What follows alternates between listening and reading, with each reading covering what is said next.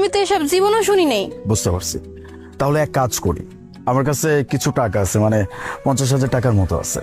আমি আপনাকে 50,000 টাকা দিয়ে দিই, তারপরে এটা নিয়ে আমি মানে এক্সচেঞ্জারে চলে যাব, ওখান থেকে আমার টাকা আমি আবার উঠায় নিতে পারবো। চলবে? আপনি আপনি হাসা কথা কইতাছেন? মানে আপনি আমার এই নোটের বিনিময়ে আমার 50,000 টাকা দিবেন? এক মিনিট, এই নিন, এখানে 50,000 টাকা আছে। কি কইতেছেন স্যার? আমার তো বিশ্বাসই হইতেছে না যে এই নোটটার বিনিময়ে আপনি আমার 50,000 টাকা দিলেন। আপনাকে যে টাকা দিচ্ছি এই টাকার মূল্য এর থেকেও বেশি। আপনি রাখেন, ভালো থাকবেন। হ্যাঁ স্যার। আল্লাহ, এ তো পুরো জাদু হয়ে গেল একেবারে। আমার তো 50,000 টাকাই দরকার ছিল, আর আর মিম সাহেবের ওই নোটটার বদলে আমি 50,000 টাকা পেয়ে গেলাম। যাক, ভালো হয়েছে। আমার ছোট ভাইটার অপারেশনটা আমি করাতে পারবো, আমার টাকা জোগাড় হয়ে গেছে। যাই হোক, দোকানটা বন্ধ করে মায়ের যে খবরটা দিয়ে হাই। আমি কিছুই বুঝতে পারছি না। তুমি ডলারটা আমাকে দিয়ে বললে যে কোনো কিছুর বিনিময় হলো ডলারটা যেন আমি চাওয়ালিকে দিয়ে আসি। আমি দিয়ে আসলাম, আবার তুমি গিয়ে কি করলে?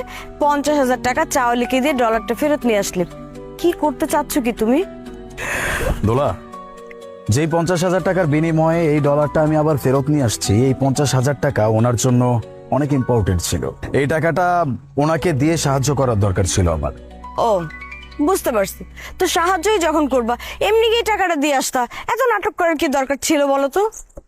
শোনো তাহলে,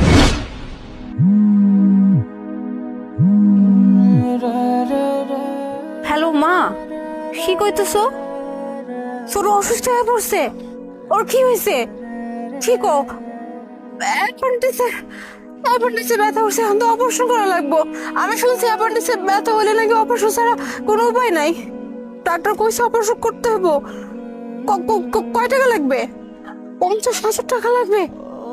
কি কইতেছো মা? আমি এত তাড়াতাড়ি এতগুলো টাকা কই থেকে জোগাড় করুম? তেমন বেঁচে কিনা হইতেছে না গত কয়েক সপ্তাহ ধরে।